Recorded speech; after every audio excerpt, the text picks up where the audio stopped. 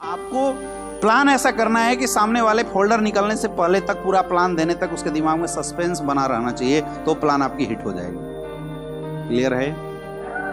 Human nature होता है, जब इंसान किसी चीज के बारे में थोड़ा सा जानता है ना, तो फिर वो कंपैरेटिवली देखना शुरू कर देता है। फिर वो अपनी नॉलेज के साथ आपकी नॉलेज को कंपेयर करने लग जाएगा, और जिस दिन कंपेयर आ गया ना, तो कंपैरिजन में कोई जीतता नहीं है, आपका काम वहीं खत्म हो जाएगा। इसलिए create suspense in your plan. अपने प्लान में आपको क्या करना है? सस्पेंस क्रिएट करना। अब मुझे अनुपम जी से बात करनी है, ये मेरा डाउनलाइन, ये मेरे को मिलवा दी, जैसे इंट्रोडक्शन करा दिया, अब हमारा काम होता है। हाय सर, नमस्कार, क्या शुभ नाम हुआ सर आपका?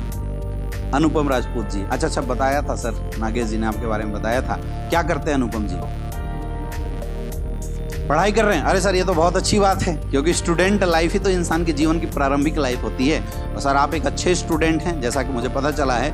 और सर, ये भी बता रहे थे कि आप पढ़ाई के साथ साथ जीवन में बाकी चीज़ों में भी इंटरेस्ट रखते हैं, आप काफ़ी ड्रीमर हैं, और बाकी चीज़ों का भी सर आप काफ़ी अंदाज़ा लगाते रहते हैं। इसलिए सर ने एक्चुअल में आपसे मिलवाने की हमें कोशिश करी थी। एक्चुअल सर, मेरा नाम अमित दुबे हुआ, और मैं भी सर एक स्टूडेंट हूँ, और पढ़ाई के साथ साथ सर हम लोग एक समाज कल्याण का काम करते हैं, एक हेल्थ अवेयरनेस प्रोग्राम का काम करते हैं। हमारा काम है 10, 20, 50 समाज को इकट्ठा करना, उनको जानकारी देना कि उन्हें क्या खाना चाहिए, कब खाना चाहिए, कैसे खाना चाहिए।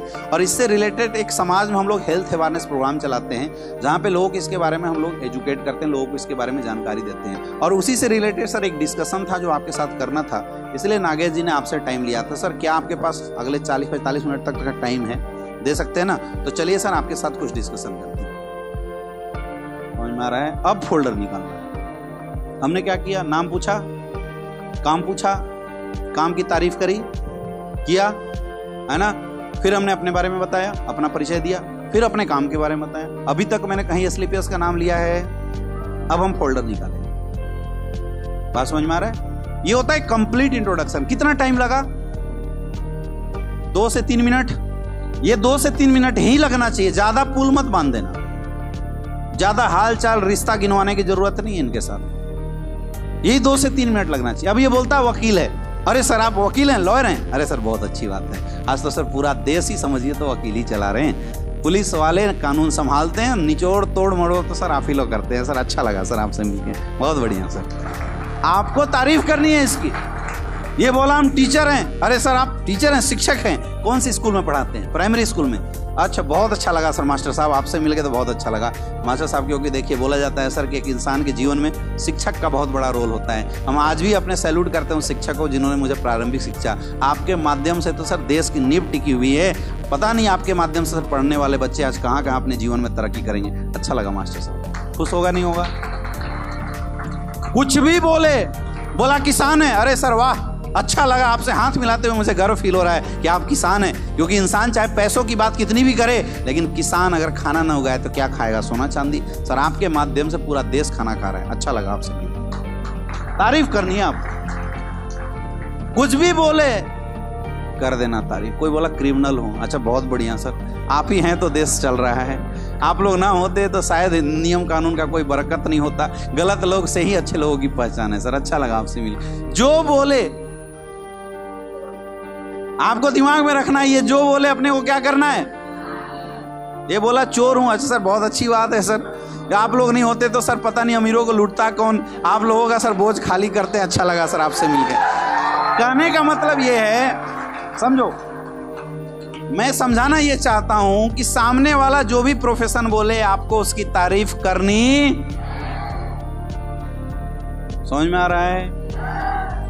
तारीफ, कोई बोला गृहिणी हूं, नहीं मैडम, आप गृहिणी थोड़ी हैं, आप हाउस मेकर हैं। क्योंकि आज लोग अक्सर हाउस वाइफ बोलते हैं, लेकिन रियल में देखा जाए तो घर चलाने में उस परिवार के महिलाओं का बहुत बड़ा रोल है।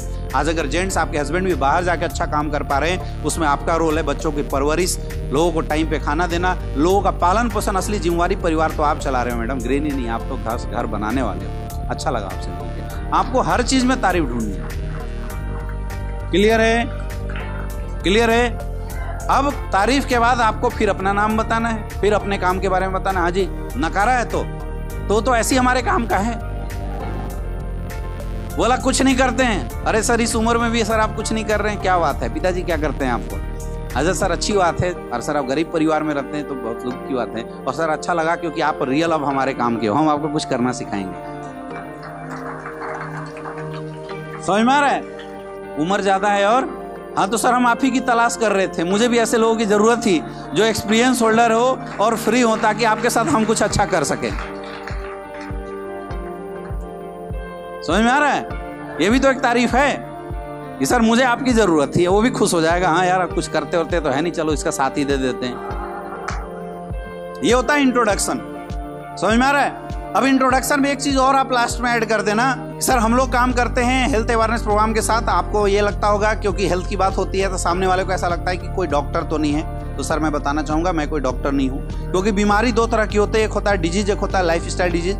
जब डिजीज की बात की जाती है तो उसके लिए स्पेशलाइज किसी डॉक्टर की जरूरत पड़ती है, लेकिन लाइफ स्टाइल डिजीज के लिए कोई डॉक्टर की जरूरत नहीं पड़ती। जैसे सर मैं आपसे पूछता हूँ, आपके घर में कोई बच्चा अगर खेल के आता है तो हम लोग क्या बोलते हैं, बेटा ठंडा पानी मत पीना जुकाम हो जाएगा। वो डॉक्टर तो नहीं है, लेकिन उसको भी पता है जुकाम हो सकता है। और सर रियल में ऐसा होता है, आपके घर में किसी को चोट लगता है तो दादी अम्मा बोलती है हल्दी चूना लगा लो चोट सही हो जाएगा। दादी अम्मा डॉक्टर तो नहीं है, लेकिन हजारों सालों से ये परंपरा चली आ रही है। वैसे ही सर लाइफ स्टाइल डिजीज के बारे में बात करने के लिए हमें और आपको डॉक्टर बनने की जरूरत।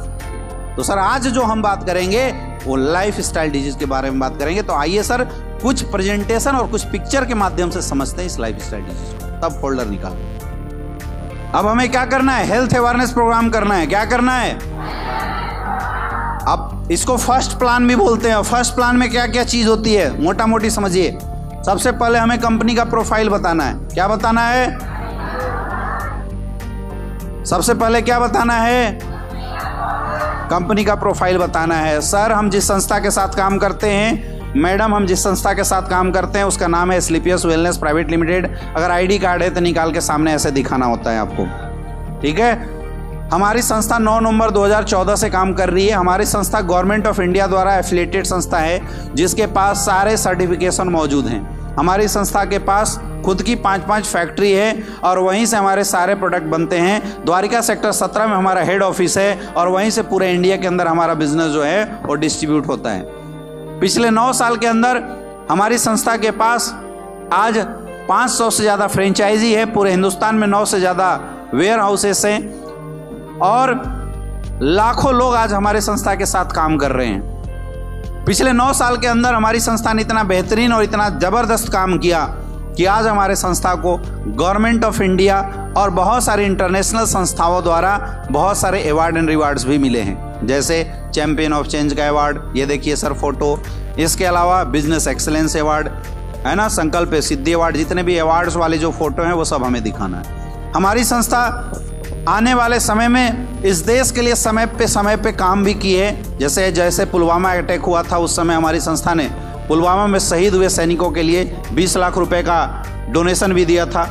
जब कोविड का समय था, उस कोविड के समय में हमारी संस्था ने फीड द नीडी प्रोग्राम चलाया था, जिस प्रोग्राम के तहत हमने 600 शहरों को गोद लिया था और डेली 500 लोगों को खाने पीने की व्यवस्था हमारे संस्था के द्वारा की गई थी। और यही वजह है कि आज बहुत सारे अवार्ड्स एंड रिवार्ड्स हमारी संस्था को मिला है। और हमारे संस्था के managing director mister Sanjeev Kumar sir को फोर्ब्स मैगजीन के अंदर इनके अच्छे कारनामों की वजह से पब्लिश्ड भी किया गया था। ये देखिए सर, इतने सारे रिकॉर्ड हैं हमारी संस्था के पास। तो आखिर हम लोग काम क्या करते थे ये जानना हमारे लिए ज़रूरी है। तो पहला हमने क्या बताया, कंपनी का प्रोफाइल बता सकते हो।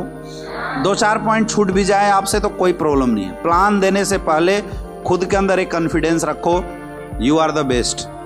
इसलिए प्लान देने से पहले ये बात समझना जरूरी है कि आप कितना अच्छा प्लान देते हैं, ये मायने नहीं रखता।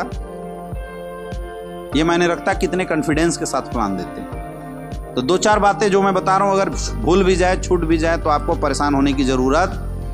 कई लोग प्लान देते समय एक आध छूट जाता है, जीभ निकाल देते हैं।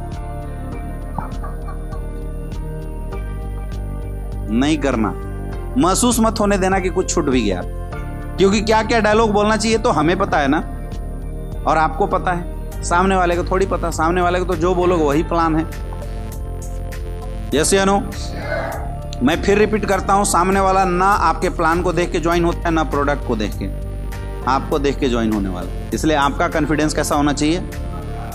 जबरदस्त होना चाहिए, आपका कॉन्फिडेंस बढ़िया होना चाहिए। तो सबसे पहले हमने क्या बताया, उसके बाद what's change in life style. ऐसे हाथ करके बता देना, ये देखिए सर हमारे सर्टिफिकेट इतने सारे हैं, तुम समझो क्या क्या है। ये फोटो दिखाई दे रहा है, बताना है सर एक इंसान का शरीर इन तमाम चीजों से मिलकर बना हुआ है। क्लियर है? और एक चीज और समझो, फोल्डर हमेशा ऐसे पकड़ा जाता है। कैसे? एक हाथ में आपका पेन होना चाहिए और दूसरा हाथ ऐसे। कई लोग प्लान ऐसे देते हैं, ऐसे देखोगे दोगे तो सामने वाले को क्या समझ में आएगा? हमेशा जो रिटेन है वो किसकी तरफ होना चाहिए। और अगर आप टेबल पे बैठ के प्लान दे रहे हैं तो आपका फोल्डर थोड़ा ऐसे होना चाहिए। हमेशा जिस हाथ को आप ज़्यादा इस्तेमाल करते हैं, if you are left hander, तो आपके राइट हैंड में फोल्डर होना चाहिए, और अगर आप राइट हैंडर हैं तो आपके लेफ्ट हैंड में फोल्डर होना चाहिए, और राइट हैंड से फोल्डर ऐसे पलटना चाहिए। क्लियर है? This is the best way. कई लोग क्या है, फोल्डर पे ऐसे रख देते हैं और इत्मीनान से प्लान देते हैं।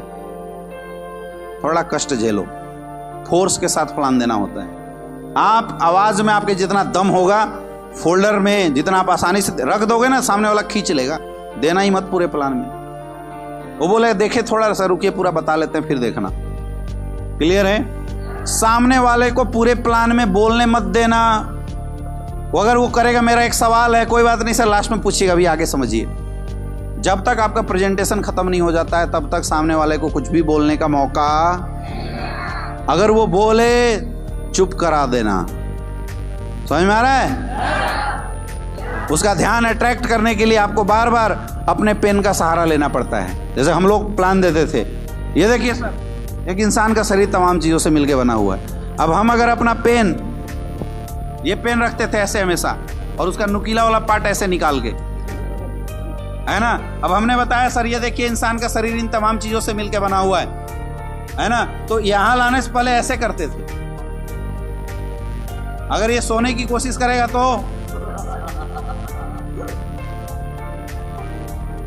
बात समझ में आ रही है? इसलिए हमेशा ऐसे करना है ताकि उसका ध्यान यहां आए। कई बार क्या होता है, प्लान देने जाते हैं, सामने वाला फोकस नहीं करता, तो फोकस करवाने का काम किसका काम है? ये आपका काम है। इसलिए प्लान देते समय हमेशा ऐसे करके ऐसे लाया जाता है। कई बार सामने वाला सोएगा प्लान के समय, तो उसको बोला जाता है सर समझ में आ रहा है? मतलब आपका प्लान जब चल रहा हो तो सामने वाले की इतनी हिम्मत ना हो कि वो सो जाए। क्लियर है? तो पहला ये जो दिखाई दे रहा है, इसमें कोई डायलॉग नहीं मारना, सिर्फ एक ही चीज बोलना, ये देखिए सर एक इंसान का शरीर इन तमाम चीजों से मिलकर बना हुआ। अब तुम पढ़ो क्या है, हम क्यों बताएं? कुछ पढ़ने की जरूरत नहीं है। Water, fat, carbohydrate, vitamin, mineral, कुछ नहीं। हम शुरू में बोल गए हैं भैया हमको कुछ नहीं आता, हमको डॉक्टर नहीं। बात समझ में आ रहा है? तो बस ऐसे घुमाना है। ये देखिए सर इंसान का शरीर इन तमाम चीजों से मिलकर बना हुआ है। खत्म, एक चैप्टर। नेक्स्ट। क्लियर है? अब यहां देखिए, अब सर इंसान का शरीर बना कैसे? ये देखिए सर इससे ये बना, इससे ये बना, इससे ये बना। उल्टा भी बोल दो कोई दिक्कत नहीं है ना। यानी शरीर में कोई सर दिक्कत होता है तो पहले यहां होता होगा, फिर यहां होता होगा, उससे पहले यहां, इससे पहले यहां।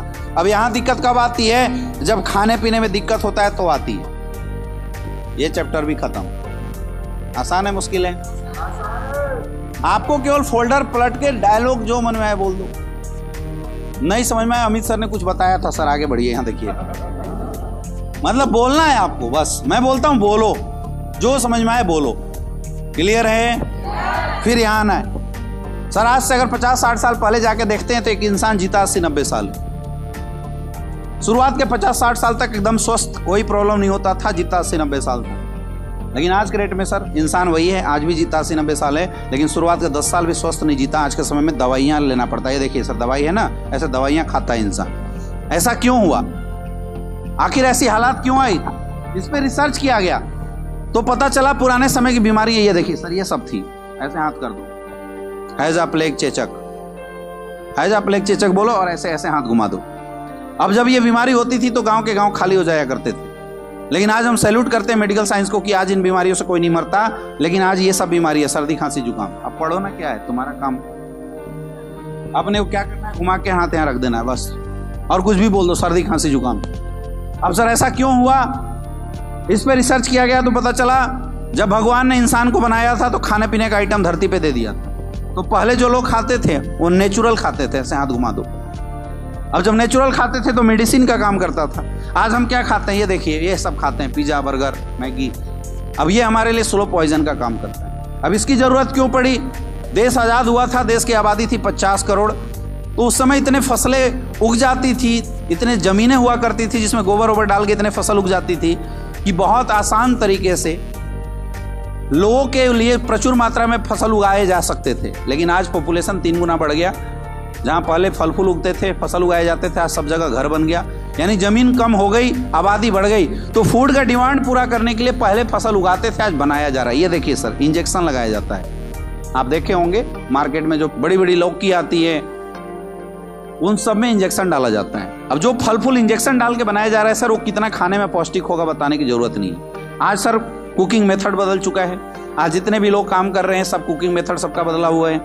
पहले के दौर में महिलाएं खाना बनाती थी, आधा घंटा 1 घंटा खाना पकता था, तो सर खाना के अंदर जो टॉक्सिक मटेरियल था वो निकल जाता था। आपने पुराने समय में देखा होगा कि महिलाएं जब चावल बनाती थी तो पहले चावल को पहले पानी डाला जाता था, उससे जब आवाज आने लगता था तब उसके बाद उसके अंदर चावल डालते थे। अब जब चावल डालते थे उसके ऊपर से जो पेस्टिसाइड डाला जाता है वही झाग के रूप में बाहर आ जाता है। लेकिन अब सिस्टम बदल गया, अब तो प्रेशर कुकर का सहारा है, तो अब कोई झाग आता है तो अंदर ही रह जाता है। 2 सीटी मारे तो चावल तैयार, 3 सीटी मारे तो दाल तैयार। आज इंसानों की भी हालत सीटी की जैसी हुई, 1 सीटी मारो इंसान ही गिर जा रहा है। समझ में आ रहा है? आपको ऐसे उसको क्या है, ऐसा एंटरटेनिंग बना के बात करना है ताकि सामने वाले को मजा भी आए और सामने वाला आपके काम को सीरियसली सोचे भी। पहले खाना बनता था तो लोग 24 घंटे के अंदर खाना खाते थे, लेकिन आज हम क्या करते हैं, आज हम लोग खाना बनाने के बाद फ्रिज में रखते हैं। अब सोचिए कि इंसान है, इंसान को फ्रिज में डाल दिया जाए, जिएगा मरेगा, लेकिन लाश बिल्कुल ताज़ा रहेगा, दिखेगा तरोताज़ा। लेकिन अगर आप निकालने के बाद 2 महीने बाद उसको बोले कि सांस ले सकता है, चलो चल सकता है, दिखता तो ताज़ा है लेकिन अंदर से वो मर गया है। वही फल फूल साग सब्जी अगर हम फ्रिज में रख के अगले दिन निकाल के खा रहे हैं, आप बताइए दिखने में ताज़ा है लेकिन क्या उसके अंदर कोई पौष्टिकता है? लेकिन हम लोग उसी को खा रहे हैं। बताइए बीमारी होगा कि नहीं होगा? आज जिस घर में भी देखिए कोई भी फल फूल उगाने के लिए पेस्टिसाइड का सहारा लिया जाता है। ये देखिए ये बंदा नाक में मास्क लगाया हुआ है, पेस्टिसाइड का छिड़काव कर रहा है। जो चीज़ सांस से अंदर चला जाए प्रॉब्लम कर सकता है, उसी को हम लोग खा रहे हैं। बताइए समस्या क्रिएट करेगा नहीं करेगा? पूछना है, सामने वाले से पूछना है। आज सर आपको पता ही होगा, जिस घर में भी जाइए लोग कोल्ड ड्रिंक का सहारा लेते हैं। अब 1 ग्लास कोल्ड ड्रिंक में 16 चम्मच जितना पानी चीनी पाया जाता है। अब अगर आपको डेली 16 चम्मच चीनी पिलाया जाए, जिंदा रहेंगे मरेंगे? यही वजह है कि आज कोल्ड ड्रिंक पीने वालों के लिए हजारों बीमारियां आज लोगों के सामने लाके खड़ी हुई। आज जहां भी देखिए पिज्जा बर्गर का जमाना है। अब बर्गर क्या है? एक रोटी है। हमारे घर में रोटी बनता है, सुबह बनता है, शाम को खाते हैं, शाम को बनता है, सुबह तक खत्म कर देते हैं। 2 दिन भी अगर रोटी रख दिया जाए उसके अंदर फफूंद लग जाता है। लगता है नहीं लगता है? लेकिन ये बताइए कौन सी टेक्नोलॉजी का रोटी है जो 2-2 महीना 3-3 महीने के अंदर फफूंद नहीं लगता? क्योंकि इसको बनाने में केमिकल्स इस्तेमाल किए जाते हैं, और वो केमिकल्स जो हम लोग हार्पिक के अंदर डालते हैं, टॉयलेट क्लीनर के अंदर डालते हैं, वो केमिकल्स इसको बनाने में हम इस्तेमाल करते हैं। अगला देखिए केक का टेस्ट कैसा होता है? मीठा होता है। आपके घर में चीनी गुड़ गिर जाए 2 मिनट के अंदर चींटी आ जाती है, लेकिन आप केक रख के देखना, ना एक मक्खी आएगी ना एक चींटी आएगी। होता है नहीं होता है तो मीठा। जानवरों को भी पता है इसको नहीं खाना चाहिए, मर जाएंगे, लेकिन इंसान फिर भी खा रहा है। इस केक को बनाने के लिए नेल पॉलिश में जो थिनर महिलाएं इस्तेमाल करती है उसका इस्तेमाल किया जाता है ताकि इसका टेस्ट खराब ना हो। आप उसी को खा रहे हैं, बताइए नुकसान करेगा फायदा करेगा? आज के ज़माने में लोग पिज़्ज़ा बर्गर का इस्तेमाल करते हैं। इस पिज़्ज़ा बर्गर को बनाए जाने में शैम्पू में जो केमिकल्स आप डालते हैं जिससे आपके बालों की सफाई होती है, वो केमिकल्स इस पिज़्ज़ा बर्गर को बनाने में इस्तेमाल किया जाता है ताकि ये खराब ना हो, लेकिन हम लोग उसी को खा रहे हैं। नुकसान करेगा नहीं करेगा? अब ये तो खाने पीने की बात थी, शायद इससे कोई बच भी जाए। ये देखिए वाटर पोल्यूशन, एयर पोल्यूशन, इसको कोई रोक सकता है क्या? मोबाइल रेडिएशन, आज हर घर में मोबाइल है। इंसान बीवी बच्चों के बिना रह सकता है लेकिन मोबाइल के बिना आज नहीं रह सकता। हालात ऐसी हो चुकी है। यस या नो? हाँ या ना?